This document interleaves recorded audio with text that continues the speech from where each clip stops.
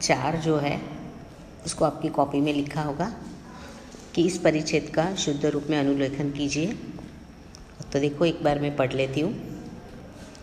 कोलकाता में हमारा घर एक शांत जगह पर है। हमारे बगीचे की दीवार के उस तरफ एक संकरी सड़क है, संकरी यानी छोटी सी। यह संकरी सड़क वन प्रांत पर जाकर खत्म होती है। यह संकरी सड़क वन प्रांत यानी राज्य पर जाकर खत्म होती है। इस सड़क के दोनों ओर मकान है और अधिक यातायात न होने से यह बहुत ही शांत रहती है। सारे दिन इसके आसपास गिलहरियाँ एक दूसरे का पीछा करती है। हमारे आसपास के पेड़ों पर अनेक प्रकार के पक्षी दिखाई पड़ते हैं। सारा दिन हवा में पक्षियों का संगीत तैरता है। बराबर। तो इस प्रकार आपको ये पैराग्राफ का अनुलेखन करना है। कोलकाता में हमारा घर एक शांत जगह पर है। हमारे बगीचे की दीवार के उस तरफ एक संकरी सड़क स्थित है।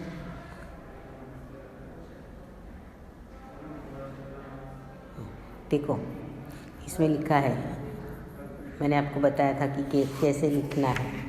इसमें आपको वर्तनी लगानी है।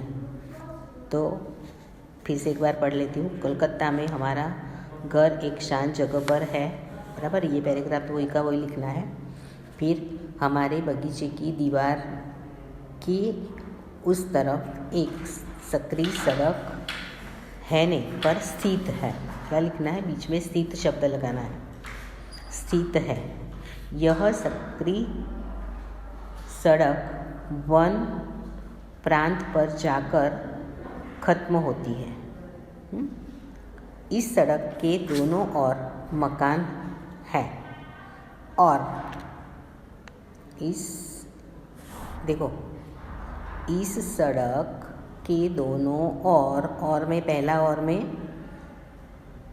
आपको और मकान है और एक और में एक मात्रा है, दूसरे और में 2 मात्रा है। अधिक यातायात न होने से यह बहुत ही शांत रहती है। सारे दिन इसके आसपास गिलहरियाँ एक दूसरे का पीछा करती है। बराबर। हमारे आसपास के पेड़ों पर अनेक प्रकार के पक्षी दिखाई पड़ते हैं। सारा दिन हवा में पक्षियों का संगीत तैरता रहता है। बराबर। तो इस प्रकार आपको ये परिच्छेद आपको सुंदर अक्षरों में आपकी कॉपी में लिखना है। अब हम पेज नंबर 24 पर आते हैं। इसमें पहला प्रश्न जो है जिसका उत्तर हमने आपको बता दिया स्वाध्याय का, कि शास्त्री जी के देश की आकांक्षा को पूरा किया कैसे। अब दूसरा प्रश्न देखिए कि लाल बहादुर शास्त्री पर गांधी जी के आदर्शों का क्या प्रभाव पड़ा। तो लाल बहादुर शास्त्री जी का जन्म एक साधारण परिवार में हुआ था और उसी में उनकी परवरिश भी हुई। प्रधानमंत्री जैसे ऊंचे पद पर पहुंचने पर भी वे सामान्य ही बने रहे। विनम्रता, सरलता, सादगी और जनसेवा की भावना उनके व्यक्तित्व के अभिन्न अंग बन गई थी। ये सारे गुण महात्मा गांधी के थे जो शास्त्री जी में अपने आप आ गए। इस प्रकार गांधी जी की तरह उन्होंने अछूतों का कार्यक्रम भी शुरू किया। बराबर। तो इस प्रकार लाल बहादुर शास्त्री पर गांधी जी के आदर्शों का प्रभाव पड़ा। प्रश्न नंबर 3, शास्त्री जी ने संसदीय जीवन की शुरुआत कैसे की। तो शास्त्री जी ने संसदीय जीवन की शुरुआत कैसे की? तो एक तो कार्य के प्रति उनकी गहरी निष्ठा थी, मेहनत करने में अदम्य क्षमता रखते थे। फिर इन्हीं गुणों के कारण उनको 1937 में संयुक्त प्रांत के व्यवस्थापिका सभा के के लिए निर्वाचित किया गया। निर्वाचित करना यानी बहुमत से चुना जाना, बराबर। उसके बाद स्वतंत्रता प्राप्ति के बाद कई बार वे संसद के लिए चुने गए, परंतु उनके संसदीय जीवन की वास्तविकता शुरुआत सन 1937 के निर्वाचन से हुई, बराबर। निर्वाचन यानी बहुमत के द्वारा चुना जाना। तो शास्त्री जी के संसदीय जीवन की शुरुआत कैसे हुई? तो एक तो कार्य में उनकी गहरी निष्ठा थी, मेहनत करने की अदम्य क्षमता रखते थे। फिर इन्हीं गुणों के कारण उनको 1937 में संयुक्त प्रांत की व्यवस्थापिका के अध्यक्ष बनाए गए। फिर स्वतंत्रता प्राप्ति के बाद कई बार वह संसद के लिए चुने गए और 1937 में उनको संसदीय जीवन की वास्तविकता की शुरुआत करने का मौका मिला, बराबर। उसके बाद छात्रों के दीक्षांत समारोह में शास्त्री जी ने कौन से विचार प्रकट किए? छात्रों के दीक्षांत समारोह में शास्त्री जी ने कौन से विचार व्यक्त किए? तो अलीगढ़ विश्वविद्यालय के दीक्षांत समारोह में शास्त्री जी ने छात्रों को कहा कि भविष्य में आप कुछ भी बने, लेकिन सबसे पहले आप इस देश के नागरिक हैं। देश का यह संविधान आपको अधिकार देता है कि साथ ही आप पर यह कर्तव्य का भार भी डालता है। देश प्रजातंत्र होने के कारण प्रत्येक नागरिक को अपनी निजी स्वतंत्रता मिलती है। इसलिए इस स्वतंत्रता का उपयोग हमें समाज और देश के हित के लिए करना है, बराबर। शास्त्री जी ने दीक्षांत समारोह में कौन से विचार व्यक्त किए? तो शास्त्री जी ने दीक्षांत समारोह में ये विचार व्यक्त किए कि अलीगढ़ मुस्लिम विश्वविद्यालय के दीक्षांत समारोह में छात्रों को संबोधित करते हुए ये कहा कि आपका भविष्य जो कुछ भी हो, आप भविष्य में जो कुछ भी बने, लेकिन सबसे पहले आपका यह कर्तव्य है कि आप देश के नागरिक हैं। देश का संविधान आपको कुछ अधिकार देता है, साथ ही आप पर कुछ कर्तव्यों का भार भी डालता है। देश में प्रजातंत्र होने के कारण, हमारा देश प्रजातंत्र होने के कारण प्रत्येक नागरिक को निजी स्वतंत्रता देता है ना। तो इस स्वतंत्रता का उपयोग हमें समाज के हित के लिए करना चाहिए, ऐसे विचार उन्होंने प्रकट किए। ओके। फिर परिच्छेद में रेखांकित शब्दों के अर्थ शब्दकोश में से ढूंढकर उन्हें शब्दकोश के क्रम में लिखिए। तो इसे हमें कैसे लिखना है शब्दकोश के क्रम में? हाँ, कौन बताएगा? जैसे कि आपको यहाँ बताया गया है कि विद्यार्थी जीवन को मानव जीवन की रीढ़ की हड्डी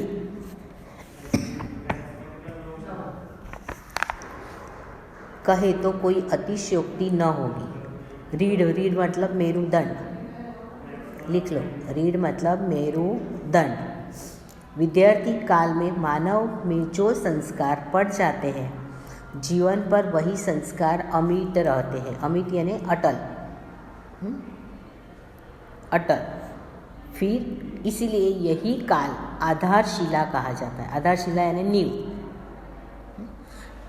यह नींव दृढ़ बन जाती है तो जीवन सुदृढ़ और सुखी बन जाता है। यदि इस काल में बालक कष्ट सहन न कर लेता है तो उसे ज्ञान मिलता है, उसका मानसिक विकास होता है। जिस वृक्ष को प्रारंभ से सुंदर सिंचन और खाद्य मिल जाती है, खाद्य यानी कि जमीन का उपजाऊ बढ़ने का एक पदार्थ आता है, वह पुष्पित एवं पल्लवित होकर संसार को सौरभ देने लगता है। पल्लवित यानी विकसित करना, और सौरभ का मतलब है जिसमें सुगंध फैल जाती है। इस प्रकार विद्यार्थी काल में जो बालक श्रम, अनुशासन, संयम एवं नियमन के सांचे में डल जाता है, वह आदर्श विद्यार्थी बनकर सभ्य नागरिक बन जाता है। सभ्य यानी शिष्ट नागरिक। अब इसे हमें क्या करना है, शब्दकोश के क्रम में लिखना है। तो पहला हमने लिखा था कि भाई मेरुदंड, बराबर, तो मेरुदंड नहीं आएगा पर अमिट, अमिट यानी अटल, तो पहला शब्दकोश में आएगा अटल। फिर आएगा खाद्य, खाद्य यानी ज़मीन का उपजाऊ बढ़ाने वाला पदार्थ, तो वो आएगा खाद्य, यानी कि पहले आएगा अटल, फिर ज़मीन का उपजाऊ बढ़ाने का एक पदार्थ, उसके बाद आधारशिला यानी नींव, तीसरा आएगा नींव, फिर आएगा रीढ़ यानी मेरुदंड, बराबर, चौथा आएगा मेरुदंड। उसके बाद है पल्लवित यानी कि विकसित, विकसित शब्द आएगा। उसके बाद है लास्ट वाला सभ्य यानी शिष्ट, और सौरभ यानी सुगंध, बाद में आएगा सुगंध। ओके, तो इस प्रकार इसे शब्दकोश के क्रम में लिखना है। क्लियर? चलो, तो इस इकाई से हम लाल बहादुर शास्त्री जी के जीवन में कौन कौन से सद्गुण ग्रहण कर सकते हैं, ये प्रश्न हमें नहीं लिखना है। फिर है, एक था शेर, उसे अपनी ताकत पर बड़ा घमंड था। जंगल के प्राणियों ने उनको सबक सिखाने की बात सोची। छोटी चींटी बोली, मैं शेर का घमंड उतार दूंगी। इस कहानी को आपको आपकी कॉपी में लिखनी है। क्या है? तो अब आप इस कहानी को आगे बढ़ाइए और बताइए कि चींटी ने शेर का घमंड कैसे उतारा होगा। तो इस कहानी को आपको आपकी कॉपी में लिखना है। और आपकी इस पाठ की एक्टिविटी होगी, हमारे देश के जितने भी प्रधानमंत्री हैं उन प्रधानमंत्रियों की कम से कम 5 तस्वीरें आपको चिपकानी है और उसके नीचे नाम लिखना है। It's clear? चलो, तो ये कहानी पूरी कौन करेगा? पहले तो मैं कर देती हूँ, है ना, फिर आप कर लेना। ठीक है? कि आती है सबको? आती है कि नहीं? ओके, चलो पहले मैं पूरी करके बताती हूँ, फिर आपको आपके मन से ये कहानी को पूरी करनी है। ठीक है? तो एक था शेर, उसे अपनी ताकत पर बड़ा घमंड था। जंगल के प्राणियों ने उसे सबक सिखाने की बात सोची। छोटी चींटी बोली, मैं शेर का घमंड उतार दूंगी। फिर पैराग्राफ, चींटी अपने बिल में गई और वहाँ से बहुत सी चींटियों को ले आई। शेर जहाँ सो रहा था वहाँ जाकर सभी चींटियाँ शेर के शरीर पर चढ़ गई। वे उसके पेट, पीठ और टांगों में बुरी तरह काटने लगी। शेर उन्हें अपने पंजों से मारने की कोशिश करता रहा, तब वे उसके बालों में छिप जाती थी। थोड़े ही समय में शेर आकुल व्याकुल हो गया। उस चींटी ने उससे कहा, वनराज, इन चींटियों से परेशान हो ना, आपको शोभा देता है, आपको तो अपनी ताकत पर बहुत घमंड है ना, आपको आपकी ताकत पर बहुत घमंड है ना। शेर ने कहा, यहाँ पर प्रश्न चिन्ह आएगा। फिर शेर ने कहा, अल्पविराम इन्वर्टेड कॉमा में लिखी, चींटी बहन, मैंने तुमसे हार मान ली। अब मैं कभी अपनी ताकत पर घमंड नहीं करूँगा। मैं शेर हूँ तो तुमने सवा शेर बनकर दिखा दिया। इन्वर्टेड कॉमा पूरा, वाक्य पूर्ण हो जाने पर पूर्ण विराम चिन्ह लगाना है, बाद में अवतरण चिन्ह लगाना है। जंगल के प्राणियों ने खुश होकर चींटी का विजय जुलूस निकाला। क्लियर? ओके, चलो फिर देखिए, नीचे भाषा सज्जता है। हम इसके पहले अव्यय के बारे में समझ चुके हैं, अब इनके भेद के बारे में समझेंगे। आपको मैंने इसके पहले वीडियो में बताया ना अव्यय। चलो, तो कौन बताएगा?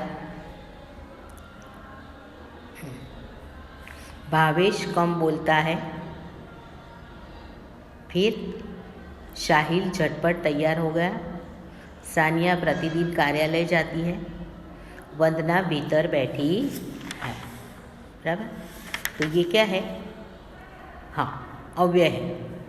निर्देशित वाक्यों में रेखांकित शब्द अपने साथ आए क्रियापदों की विशेषता प्रकट कर रहे हैं, इसलिए ये क्रिया विशेषण अव्यय है।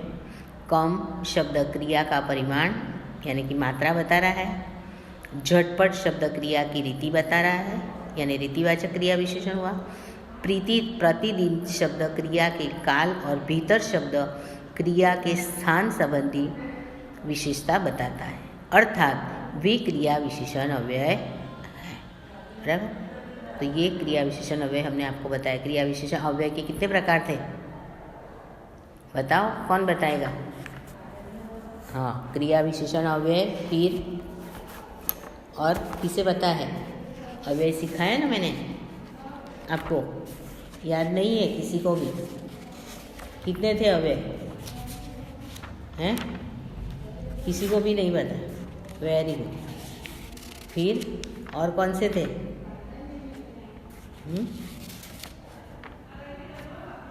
किसी को भी नहीं पता है? नाइस। चलो, तो रीतिवाचक क्रिया विशेषण था कि नहीं था? अव्यय में कौन कौन से प्रकार थे? जल्दी से बताओ। ये सब मुझे ही बताना है आपको, ऐसा? आप कुछ नहीं करोगे। ओके, चलो। तो पहला था क्रिया विशेषण अव्यय, उसके बाद संबंध बोधक अव्यय, फिर याद आया ना? फिर समुच्चय बोधक अव्यय, और बाद में था चौथा विस्मयादि बोधक अव्यय। थे कि नहीं? हाँ, तो ये हमने आपको पढ़ा दिया है व्याकरण में इसके पहले ही। ओके, चलो अब पेज नंबर 25 पर आइए। यहाँ पर आपको जो शब्द क्रिया की विशेषता बताते हैं उसे क्रिया विशेषण अव्यय कहते हैं। जैसे आप, आजकल, कल, साथ, ऊपर, नीचे, खूब, कम, अधिक, वे क्रिया विशेषण अव्यय हैं। बराबर। तो याद रहा? तो एक बार ये पेज नंबर 25 पर है, इसे पहले आप पढ़ लेना। ओके, है ना? और ये होमवर्क में लिख लेना अव्यय वाला, तो याद रहेगा आपको। देखो, इसमें भी है संबंध बोधक अव्यय, के साथ, के चारों ओर, के आगे, से मधुर, की जगह, है ना? फिर आगे देखिए, ये रहा समुच्चय बोधक, और, इसलिए, तथापि। और विस्मयादि बोधक में क्या होगा? अरे, हाय, वाह, ठहर। तो ये आपको होमवर्क में दे रही हूँ, ये विस्मयादिबोधक अव्यय है। बराबर। फिर इसमें से आपको अव्यय छांटने हैं। तो आज मैंने बहुत कम खाना खाया, तो आज क्रिया विशेषण अव्यय। अंजलि सोनल के आगे बैठी है, तो आगे संबंध बोधक। मीनाक्षी और साल्वी गांव जा रहे हैं, और समुच्चय बोधक। अरे ये क्या कर रहे हैं? अरे वो क्या है? विस्मयादि बोधक अव्यय। बराबर। तो याद रहा कि नहीं? ठीक है, चलो। तो यहाँ पर निबंध नहीं है, राष्ट्रीय नेताओं के चार्ट आपको चिपकाने हैं, ठीक है? या फिर कोई भी प्रधानमंत्री के चार्ट। क्लियर? ये अव्यय वाला जो भाषा सज्जता है वो भी आपको, यदि आप लोगों ने आगे व्याकरण में नहीं लिखा है तो इसमें से लिख लेना कॉपी में आपकी। कई बच्चे ऐसे हैं 60% 100% में से सिर्फ 20% बच्चों ने नोटबुक दी है, किसी ने चेक नहीं करवाई है।